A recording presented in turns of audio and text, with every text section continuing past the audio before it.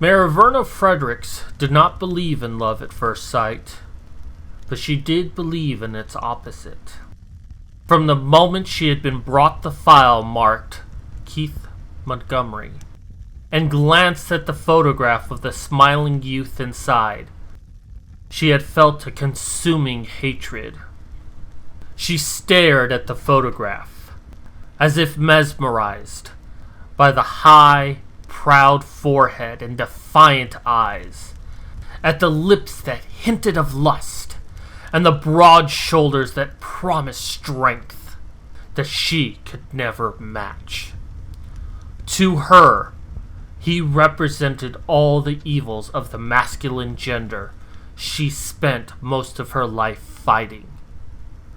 She was so completely involved with dissecting the character of this photographic image that she was unaware of the opening and closing of her door, or of her assistant moving across the thickly carpeted office.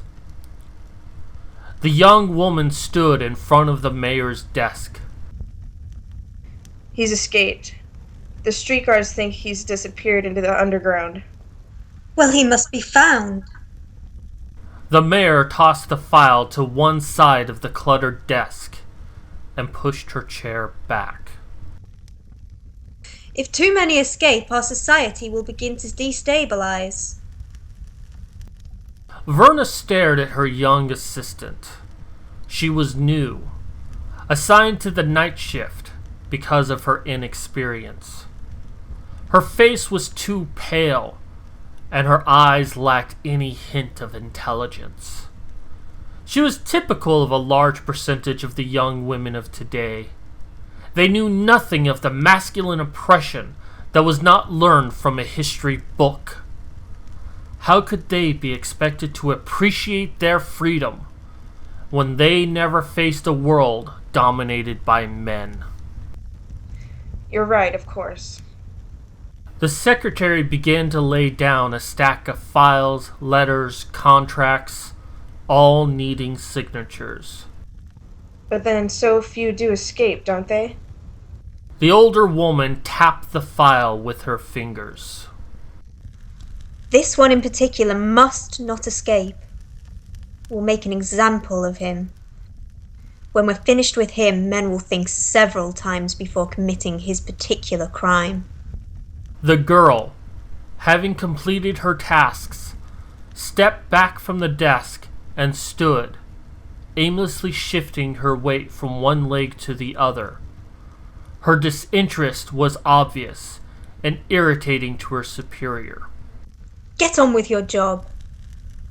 The secretary did as commanded and left through the door immediately.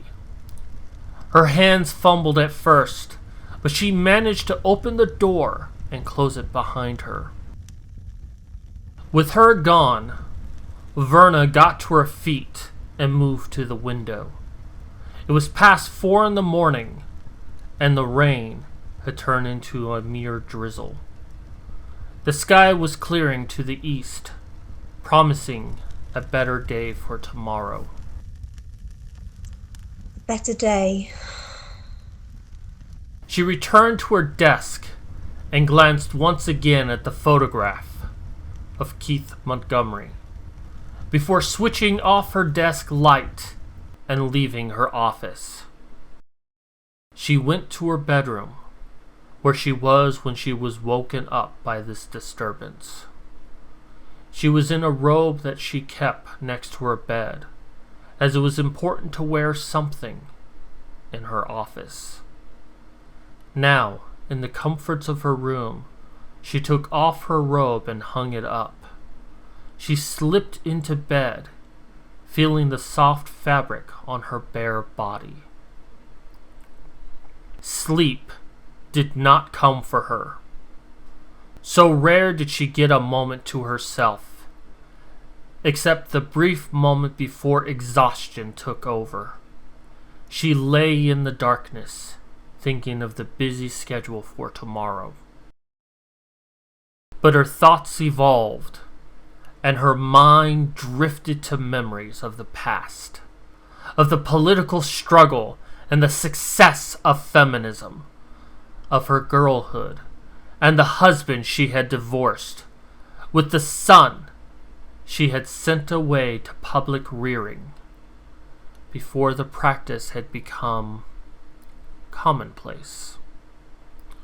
She was a pioneer and a true leader of the female revolution. She knew that she would always be remembered for that.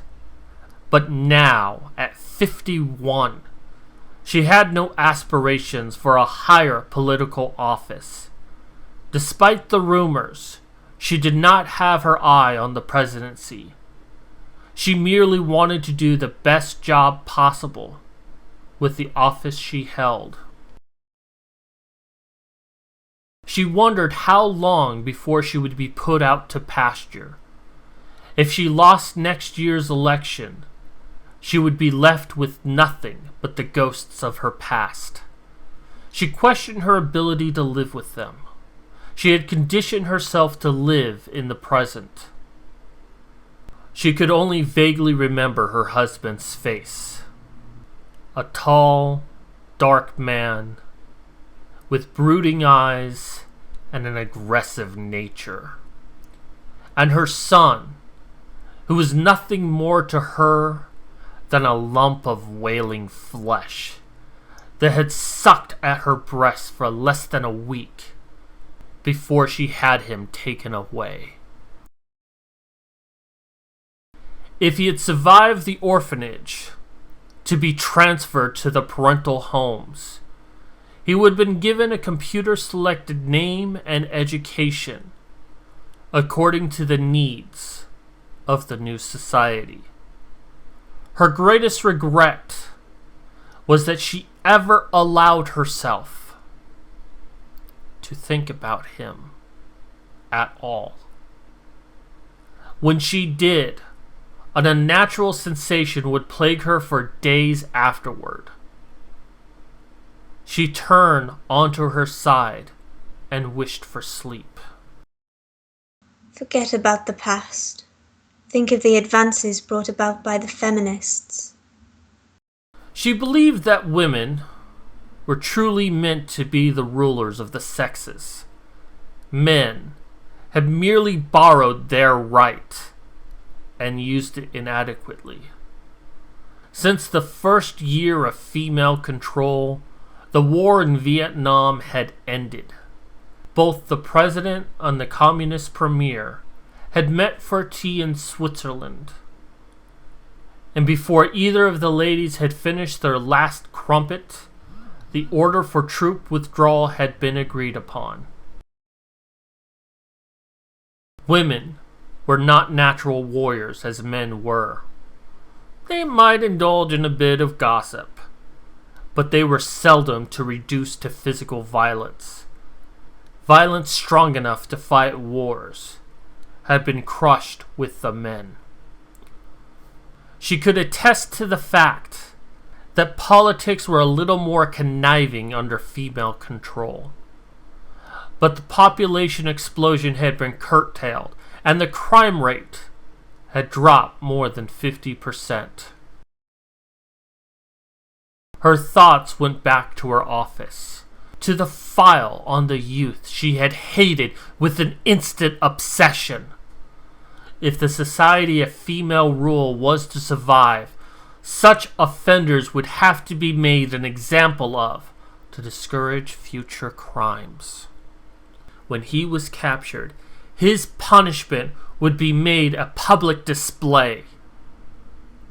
With this decision, she closed her eyes and drifted into a sound, if troubled, sleep.